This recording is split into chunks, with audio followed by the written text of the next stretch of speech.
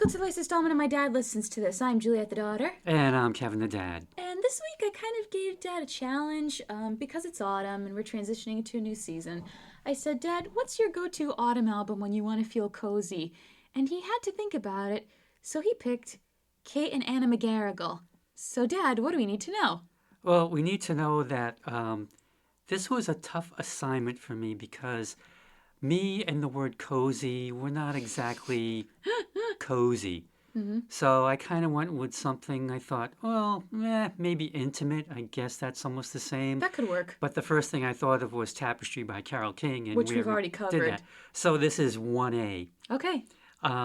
So usually I rely heavily on Wikipedia for bio info, but in this case, a lot of the info came from pitchfork.com, which is a music website. Okay. Okay, so anyway, Kate McGarrigle was born February 6, 1946, and died January 18, 2010. And Anna McGarrigle, born December 4th, 1944, were both born in Montreal, Quebec, Canada.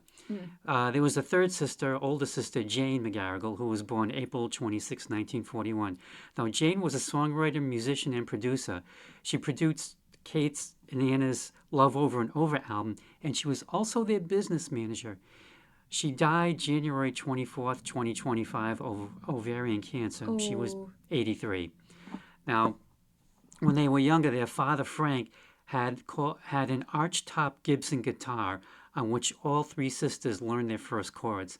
And an arch-top guitar is, you know how like you see a lot of guitars, they have a flat surface with the strings? Well, an arch-top has a little arch on both the front of the guitar and the back. Oh. I guess for sound, I don't know. Anyway, Frank also expected them to be able to play any of the family's instruments whenever company came to visit. They learned songs by the Gershwins, Hoagie Carmichael, and Stephen Foster. At a convent school in Saint-Sauveur, which I'm sure I just mispronounced, where they grew up, the nuns taught them solfege, which is a system for learning and reading music using the do-re-mi syllables. Yep. Okay. They also learned chorales and piano. And apparently it was hard on Kate because years later, a school nun reached out to her to make amends, and Kate's reaction was the nun could go fuck herself. Wow. Jane also drilled Kate and Anna in harmony. Joan Baez was a big influence on them. I hear it. So much so that one Christmas when Kate and Anna received new guitars, they exchanged them for the cheap nylon string guitars that Joan played. Wow. Yeah, the reaction was like, eh. Anyway, in 1963, while attending college in Montreal, they went to different colleges, by the way, Kate and Anna formed the Mountain City Four along with Jack Nissenson and Peter Weldon. Sometimes, though, there'd be up to 10 members in the group. They were active until 1967. They played Library of Congress songs as well as Bob Dylan songs. Yep. And when Bob went electric, so did the group. And Anna even got to see Bob when he went electric in Newport back in 1965. And said play fucking loud? Yeah. Wow. Well, no, actually that was, or maybe it was both of them. It could have been Newport, but it was definitely at the Royal Albert Hall concert as well. Oh, okay. The group's attitude was that all these great songs already existed, so they didn't need to write any. However, when Kate moved to New York City in 1969, she saw singer-songwriters doing original material, and she got in touch with Anna and said, hey, we could do this too. Anna wrote her very first song, A Heart is Like a Wheel, about a recent heartbreak. In 1974, Linda Ronstadt recorded the song as the title track for what's considered her best album, Heart Like a Wheel. They, or maybe it's just Kate, would have a love-hate relationship with Linda. But more on that later. Oh, no. Meanwhile, Kate was trying to make a go of it. While in New York, she met singer-songwriter Loudon Wainwright III. They were married from 1971 to 1976, and Kate said, quote, he's the only person I've gone up to and said, I really like your music. Needless to say, I won't do it again, unquote. Wow. Tumultuous does not even begin to describe their relationship. Oh, dear. Oh, yeah. Ugh. Anyway, Kate did manage to get a demo tape to producer Greg Prestopino, who passed it on to producer Joe Boyd, and Warner Brothers Records exec Larry Waronker in Los Angeles. They asked her to play a song from the demo and couldn't figure out why Kate didn't know the chords because it was one of Anna's songs. And everyone perked up because they were intrigued by a sister act. Huh. We've never had one of those before. They asked Kate and Anna to come out to Los Angeles to record. Their self-titled debut came out in January of 1976. Greg and Joe produced it, and it got raves. There was talk from Melody Maker magazine that the female Lennon and McCartney had been found. Really? Really? Wow. Yeah. Okay. They also named it Best Rock Album of the Year, and I thought, rock? I don't know. I don't see rock. I hear Maybe folk. popular music?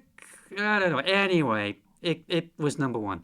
The Village Voice named it their number 5 album of 1976, and the New York Times listed it number 2 behind Stevie Wonder's Songs in the Key of Life because Wow. it was Songs in the Key of Life. Yeah. Kate and Anna, believe it or not, they got offers from Playboy and Gallery to pose in the buff. And they said no.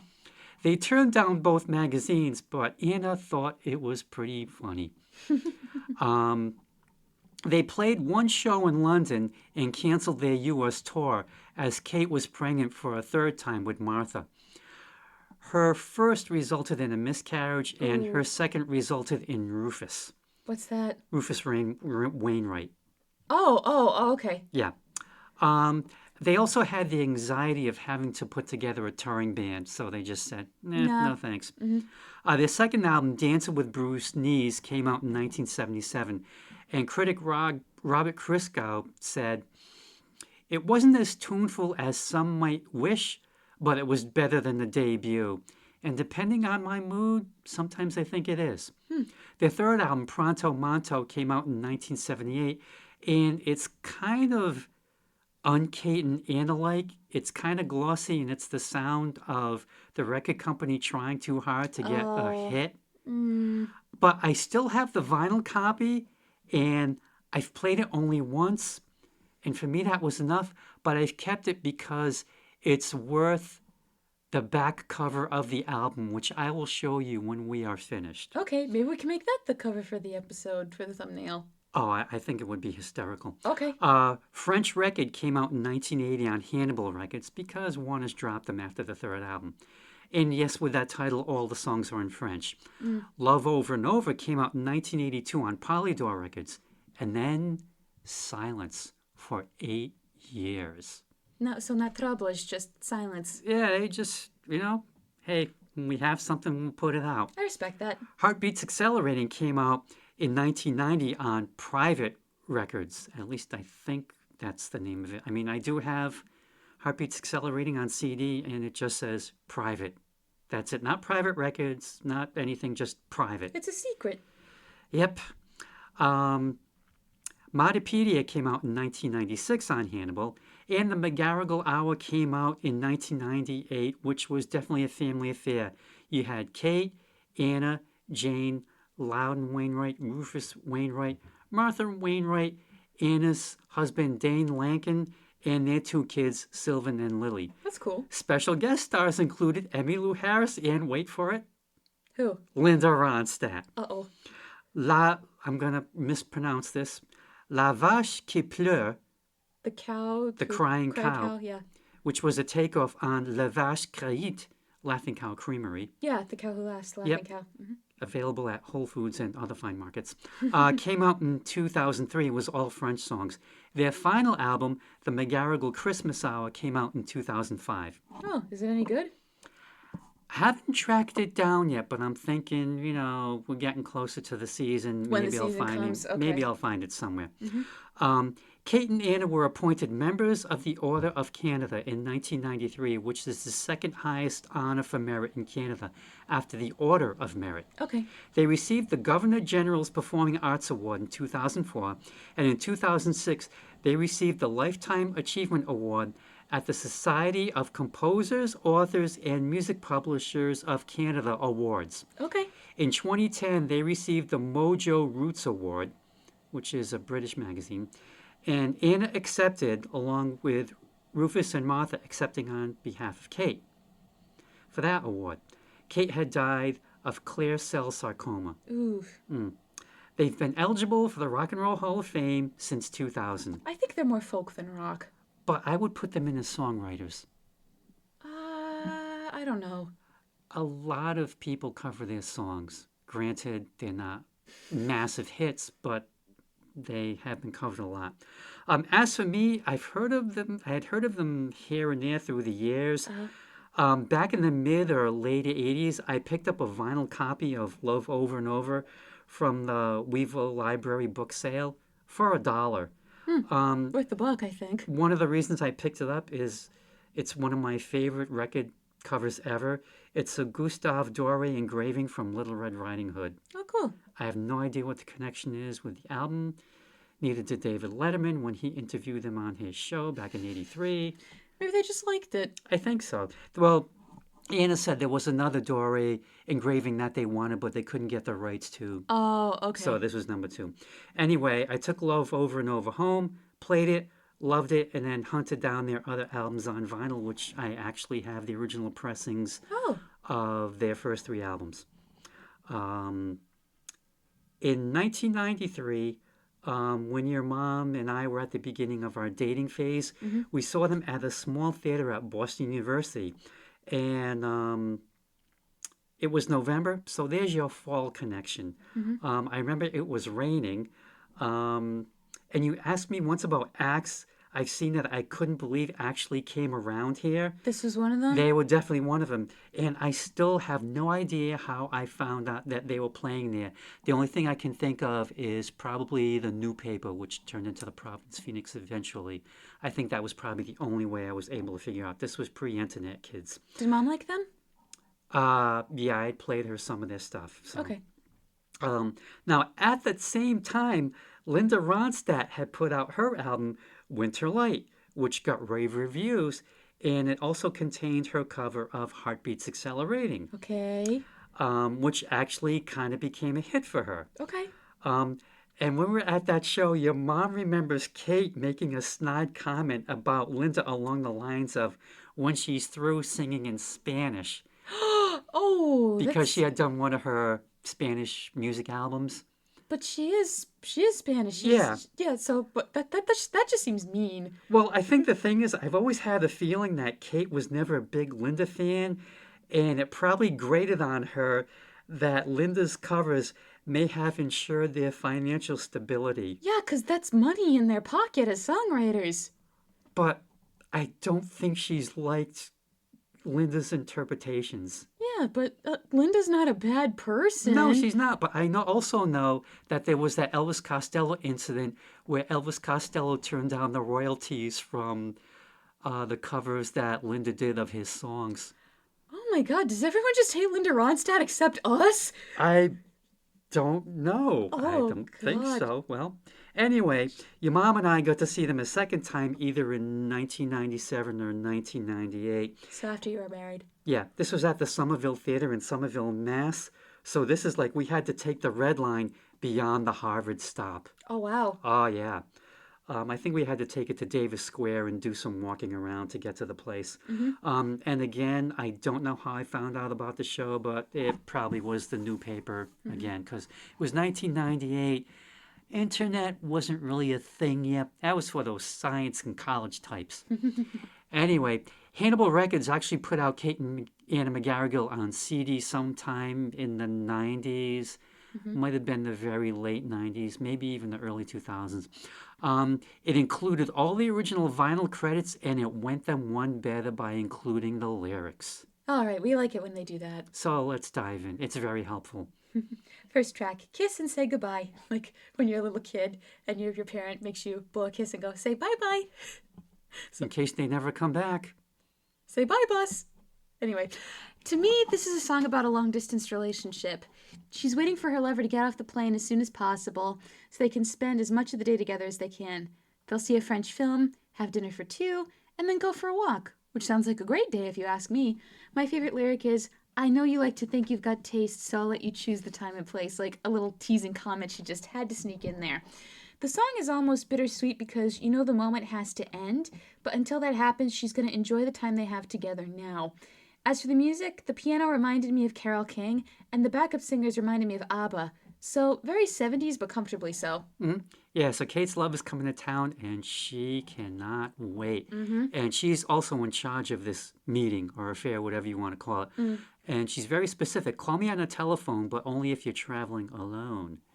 And yes, that line about, I know you like to think you've got taste, so I'm going to let you choose the time and place. No, pal, Kate's got the taste, not you. You're just lucky. You're just along for the ride, man. Yeah, basically. And she definitely does want to ride him until the day comes and when the sun is high in the sky, we'll kiss and say goodbye. She's very practical. It's like, yep, just rock me and that's all I need and you're on your way. That was a sentence I heard come out of my dad's mouth. Sorry. Moving right past that. Come on, let's go. Okay, musically, I've always found it a jaunty tune. Yeah, jaunty. That's a good Yeah. word for it. And if you're of a certain age, when you hear that sax solo, you'll think of early Saturday Night Live when they do the bumpers into Oh, commercials. the intro. Yeah. Yep. And the thing is, more than one person has made that observation upon hearing that song. But this is just a great album opener. So what came first, them or Saturday Night Live? Well, SNL was the fall of 75, 75. and this album came out January of 76. Well, if they got it in Canada, maybe they, But, it was also, God knows how long it took them to record this album. And they actually were on SNL as a musical guest in the very early years. cool. Next, Which I gotta hunt that down. next track, My Town. Girl gets so brokenhearted that she has to leave her hometown and go live somewhere else. You wonder why this sounds like a country song at the beginning, but as you learn, it's because she had to move down south to get as far away as possible. But if she feels better, she'll return like the birds in the spring. I can't be sad as I listen to this song because it's so beautifully sung that I find myself rooting for the character of the song to heal and find peace. That's what I focus on more than the sorrow. Yeah, Anna's had her heart broken and she feels like a fool. And yeah, she's leaving. She's gone. Yep, as she walks through the town to get to the train, she stops at his house and sees the lights were on to ward off thieves while you stayed out all night, but it was you who stole my heart when you hadn't any right. Oh. But even though it's Anna's town, she's leaving it, and she might be back in the spring if she's feeling better. She's taking a train south, and she's trying to think of better days, but also pondering revenge for what it's worth.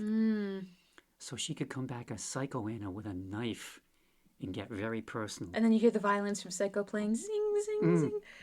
But it's very intimate musically, and this is the first time I've ever listened to this album on headphones. So it was the first time I ever noticed there were actually drums on this track, but you have to listen really, really closely. They are so muted. Is it bad that they're muted or no? No, because I Okay. think anything louder would have ruined the entire atmosphere of the song. Okay, so that was intentional then. Next track, Blues in D.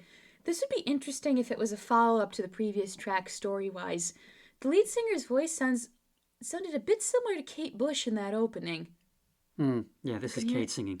Okay, but Kate Bush, not Kate McGarrigle. I know, but Kate McGarrigle Yeah. was singing this song. Yeah, I know what you meant. Okay, Girl's Lover comes back and he is begging for her to come back. And he comes back again and again and she gives in because with her people-pleasing instincts, she couldn't let that poor boy down. Now, the music makes it clear this is not a moment of triumph that he's back in her life, and it's not something we should celebrate. She conveys this with sounding so disappointed in herself that she gave in as she sings at the end. And the piano ends in a final chord that practically almost slams down on the keys. A blues song done very well. It stays blue at the end with no emotional release, with a wailing clarinet is a good touch. The clarinet was my favorite part. Because, yes, this song is about Loudon. And one of the times that he came back to see Kate, and, take me back, take me back. And she's like, fine. And she just keeps replying at the beginning, oh no, he's back. Anything but that. And then he makes these empty promises of silver and gold, anything her little hand can hold. And he Ew, comes... little. Huh? Little hand. That sounds diminutive know. on purpose. Maybe she was short? I don't know. Either that or it's like, maybe I don't have to give her much because her hands are small. Oh, you little woman, like talking down to her. And he comes back again. And he Again. asks, tell me now, do I swim or do I drown? And you're like, holy shit. Yeah. And she takes him back because, hey, what could possibly go wrong? Everything. Yeah. It's just a piano, bass, clarinet, and guitar in this. And again, it's just so intimate, even with the jaunty break. And I know I used that same word for Kiss and Say Goodbye, but it works here too. And yeah, like you said, just the way that song ends, it's kind of telling you, It's not going to be good. mm, Next track, Heart Like a Wheel. Every time I read that title, I think of the lyric in Windmills of Your Mind, a circle and a spiral, a wheel within a wheel. Ooh, that opening is eerie. And it's nice how the song comes full circle by playing those same ethereal notes at the end. In this analogy, a heart is like a wheel. When you bend it, you can't mend it. And boy, is this song sad as these ladies sing. And before you mentioned who their influences were, as I was listening to it for the first time, I heard a bit of Joan Baez and Linda Ronstadt as well. This song, I think, could be about queer love since two ladies are singing it. I mean, I know they're sisters, but think about it. This song came out in the 1970s. If you were gay, you had to keep it hidden. So imagine that you finally find someone at this time in human history, right? But then the relationship ends and you two break up. So not only are you dealing with a breakup, but from a loneliness that in this time, you might not ever find someone to love who's the same sex in that way again. Heartbreaking, but double so. And that's how I describe the song, heartbreaking but beautiful. And I think a queer rendition of this duet would be very beautiful in a different way. huh, interesting take. It could work, right? Yeah, I suppose. Again, this was Anna's first song that she wrote, and I'm gonna really quote here. Some say heart is like a wheel. When you bend it, you can't mend it. And my love for you is like a sinking ship, and my heart is on that ship out in mid-ocean. Which, for your first time writing a song, pretty good. Mixed metaphor? Maybe, but we'll take it. It works, yeah. Yep. Anyway, Anna wishes for death because, quote, what's the use of living with no true lover? That's pretty heavy shit. Both Kate and Anna are on lead vocals. Kate's on guitar, Anna on banjo, and Janie's on organ. And that's all there is to this song. And for me, this is the second saddest song on this album. We're going to get to that one soon? Oh, much I think I might know, later. but we'll get there. Yeah. Next track, Foolish You. Sorry, I just want to say one more thing. I did not send you Linda Ronstadt's version because I've never listened to it. I can't bring myself to listen to it because this is I just cannot imagine anyone else doing this song. Okay. Even though Linda made them financially secure. And apparently they sang this with Linda too at one point. There's a video on YouTube mentioning Kate and Anna McGarrigle and Linda Ronstadt. Oh, that might be from the McGarrigle Hour video show, which I don't know how Kate got through it, but she did. It was probably a producer's idea to have Linda come sing. I don't think it was their idea. And they did it for the ratings for TV. Anyway. Probably. Next track, Foolish You. The opening sounded like a sea shanty before transitioning to more country fare. To me, this song is about irony. Fortune isn't constant, but this person is chasing after it and abandoning the person he loves, the one constant in his life. And for her, she still wants him even though he up and ditched her. Definitely the moment where I realized we were more so getting into folk music than country. This was written by Canadian singer-songwriter Wade Hemsworth, who at one time was part of Mountain City 4, which Kate and Anna were a part of. Now get this, he was born in 1916, he died in 2002. He put out his first album in 1955. He put out his second album in 1995. Whoa, that's a gap. Now, he only wrote 20 songs, yet according to Wikipedia, quote, several of his songs are among the most enduring classics in the history of Canadian folk music. Okay, it's definitely one of those things where he's a bigger deal in Canada than the rest of the world. Oh, yeah, but still, I mean, that's you write impressive. 20 songs and, a handful of them are enduring classics. That's pretty incredible. He cemented in their legacy. Yep. That's pretty good. Now, Anna takes her lover to task for being foolish for wanting to go away to seek fortune. But then she realized that she too is a fool who stays behind him and will be left alone. She tells him fortune favors few, and it's as blind as he is. She's thinking, you think you can make it? There's, 87 million people out there who are trying for the same thing. Good luck, pal. Good luck, bucko. Yeah, but despite all that, in the end she sings, I still want more of Foolish You. And I got to say, I've noticed in the album for the first time that they use the word fool a lot, either for other people or for themselves. Yeah. Um, They're really drumming it in their head. I'm a fool, I'm a fool, I'm a fool, like when you and talk so are about you, so are yourself. you, so are you. Yeah. This is a very, very folksy sing along. And it kind of almost disguises the lyrical content because it sounds happy, but then you listen to her just like, really kind of not actually berating the guy, but like, you're going to be sorry. Mm-hmm. And I'm going to be sorry too. And I shouldn't be waiting here, but I still am. Next track, Talk to Me of Mendocino. This song reminded me of a person I knew who moved because their partner got a job way out of state, far from where she grew up. But then she realized she was miserable there and wanted to move back. Last I heard, she and her partner are trying to figure out a way to move back east. Sometimes moving isn't a good idea, and in the song's case, the character is so hurt they have to go back home. It's definitely bittersweet because you hear the pain they went through in their voices. But juxtaposed with the peaceful imagery of the lyrics, it doesn't feel all that bad because, they'll be coming home soon, and things will get better when they arrive. This was written by Kate, and per Pitchfork.com, she met fisherman/fiddler George Smoke Dawson. Quote, he taught her how to play in a droning style, and they got together and drove out west to Mendocino, his California home, unquote. The song starts off with Kate bidding farewell to New York, the part of New York where the trees grow high and shine like gold in autumn. So, there's another full connection. Definitely not the city. And the rest of the verses, she describes traveling across the country to get to Mendocino. But to me, it's the chorus that tells the story. Talk to me of Mendocino. Closing my eyes, I hear the sea. Must I wait? Must I follow? Won't you say, come with me? It's like Kate's unsure of her next move. Like, should I follow this guy? Should I not? But she's kind of like in limbo, and she's like really wants him to say, come along with me, but she doesn't come out to tell him or ask him or beg him. It could be she might have too much pride. She just wants to see, is he really going to do it? And I think maybe he did, since she's describing the different places on the way. But if he didn't, maybe this trip just could all be in her mind. And to me, this song has such a quiet beauty to it. Next track, Complaint pour Sainte Catherine. Thank you for pronouncing it. You're welcome. The way the lead singer sings French sounds almost Portuguese. Huh. And the accordion sounded Portuguese too. Maybe this is what people in France mean when they say they can't understand Quebecois French.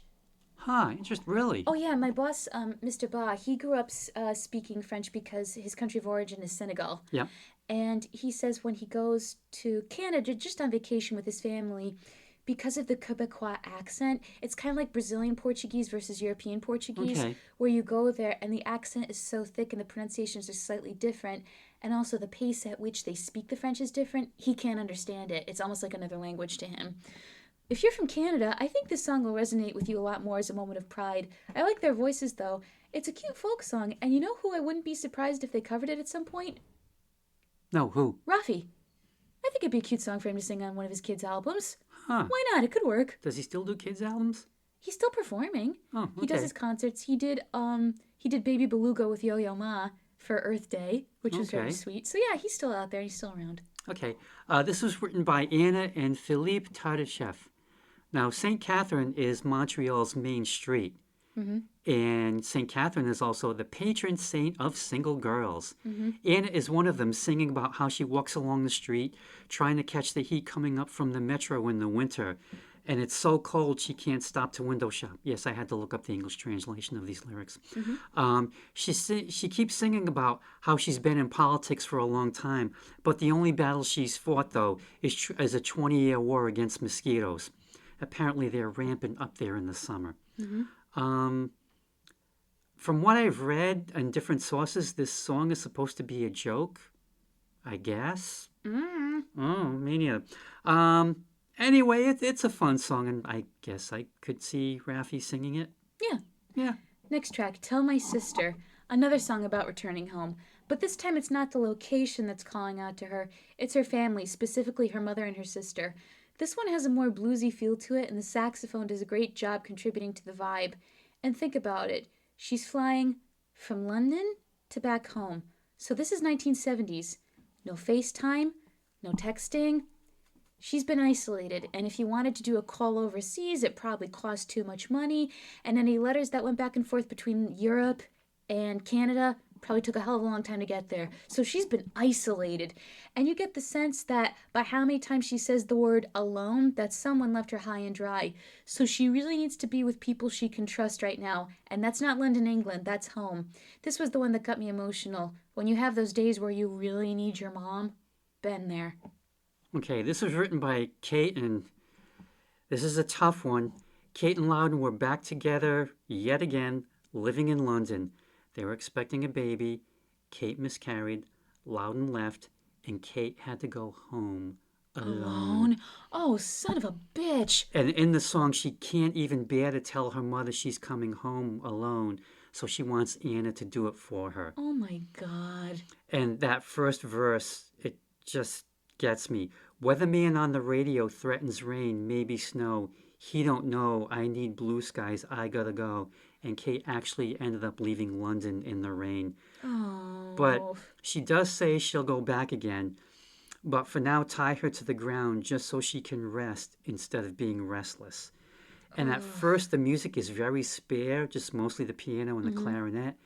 And then the band comes in and kind of sadly gooses the whole thing before Kate's declaration of returning to London someday. Just all around sad. Was this a sad song for you? Oh no, it's gonna get worse. I think I know which one, but we'll get there. Next track, Swimming Song. This is a song about learning to swim. Or rather, someone wants to swim, but they can't. This could almost be a summer song if it weren't for the self-destructive part. Also, I had to Google the Australian crawl because I'd never heard of that swim stroke before. It made me think of swimming classes at the Y when I was a kid. I made it to fly fish, second highest level before shark at number 1. I didn't want to be a shark. They had more intense stuff to do. I was also pissed at the teacher who kept calling me sweetie, which I hated as a kid, so I swam bad on purpose out of spite to piss him off. You're going to call me that? Fine, I'm not going to swim. So if you took swimming lessons as a kid, each stroke called out will bring back memories. Wow. Yeah. Because he would yell it too, and I'm thinking in my head, don't you yell at me. You're going to yell sweetie at me? Fine, I'm not going to swim right. I'm going to be slow. Swim badly on purpose? Yeah, I'm going to swim badly on purpose because I don't like you. Do not mess with my daughter. No, or I will swim bad. How do you like that? Yeah, she'll drown on purpose. No, not that level. I just made sure that I was always last when it came time for laps. Like all the other girls would be at the other end and I'd be taking my time. Doing the dog paddle, huh? Basically, not the dog paddle. I'd just be pretending. I'd be like flailing about and making myself go back on purpose. Wow. Yeah, I hated that guy. Okay. This was written by Loudon Wainwright. So this summer, Kate learned how to swim, held her breath, kicked her feet, moved her arms around, basically learned how to survive. It's like I know there are some people just throw the kids in the water just to see what they'll do. Yeah. Yeah. I can think of that scene in Amelie where the baby is swimming underwater on TV towards the mom, and I'm like, oh my God, can that baby breathe? Because kids, they've just gotten out, and they're like, oh yeah, I'm back in the womb. This is great.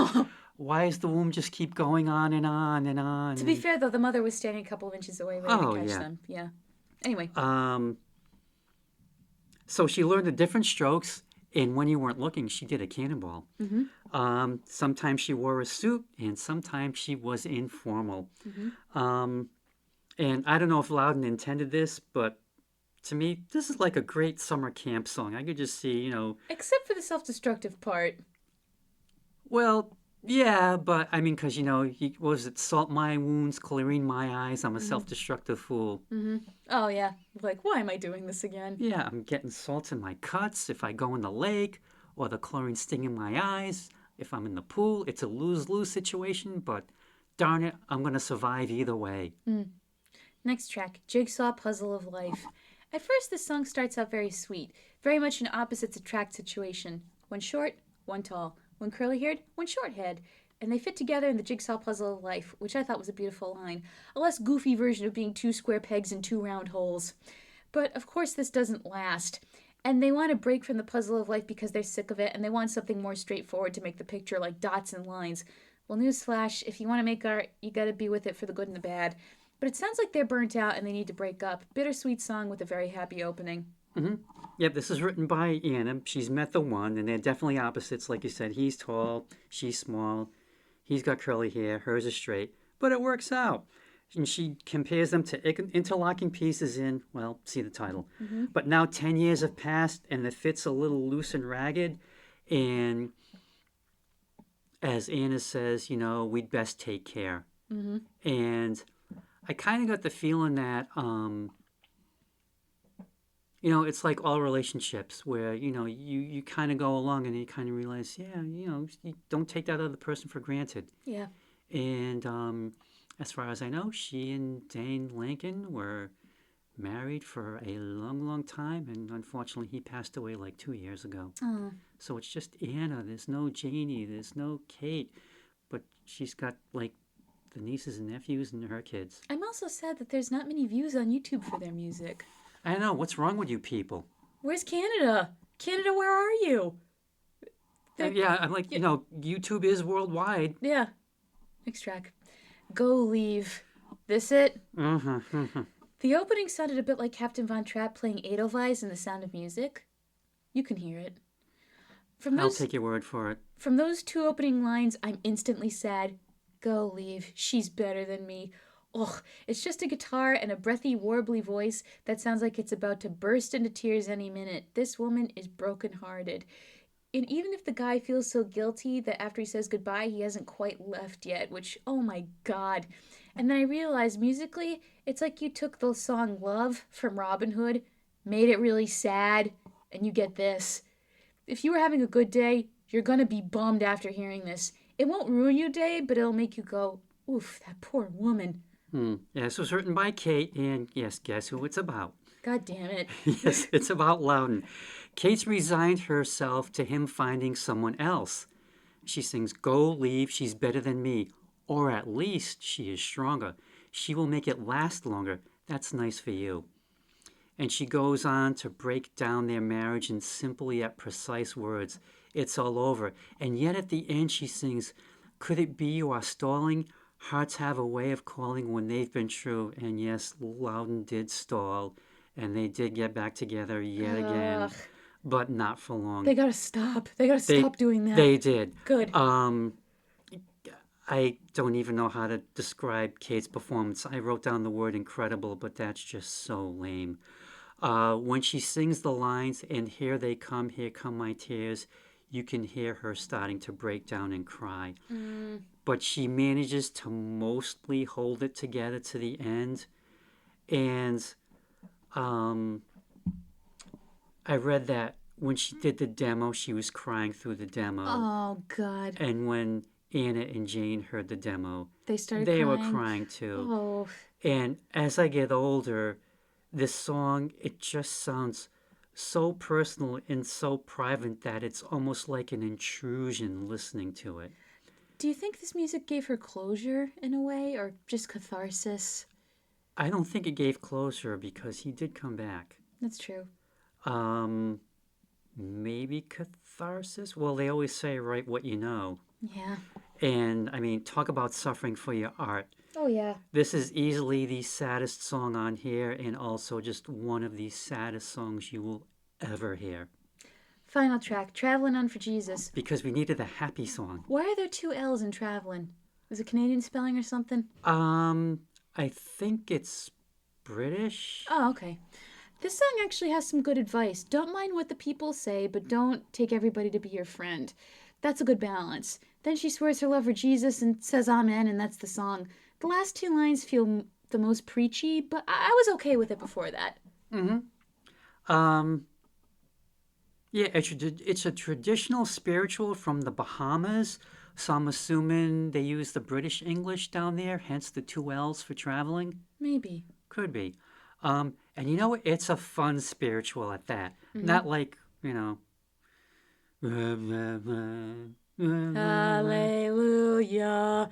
Kill Catholic me Mass. now. Yeah. So Kate's traveling on for Jesus night and day. She sings the lines, telling you everybody will be your friend. However, her mother on her deathbed tells Kate, don't take everybody to be your friend. It's kind of like that line, trust in God, but lock your car, you know? Yeah. Yep. And I like, if your brother's in fault, don't go around telling everyone. Seal it down on your forehead now and take that home to my God. And I love, my favorite is, people who owe you money see you walking the road and they just turn around another way and go because That's true. you ain't getting paid. Mm-hmm. Um, and the band give the song, they definitely give it a Caribbean flavor. And Kate and the backup singers, and amongst them, um, they try their best, worst, phony Jamaican accents. Mm-hmm. Especially, I like how they pronounce Virgin Voyagin Oh, at no. the end, No, no. which kind of sounds almost like more like Brooklyn Yeah. Bowery. Yeah. Or Um, like Audrey in Little Shop. yeah. Yeah. And that's how the album ends. Overall, if you like folk music, you'll like Kate and Anna McGarrigle.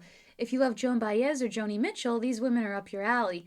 Not my music, but they write very well and have lovely voices. The songs don't feel the same, even though they cover similar themes, which isn't easy to do. I recognize they're good at what they do, but they don't grab me. Huh. Okay. Yeah. Well, all in all, I think Kate and Anna McGarrigle is one of the great debut albums of all time. I cannot recommend it enough.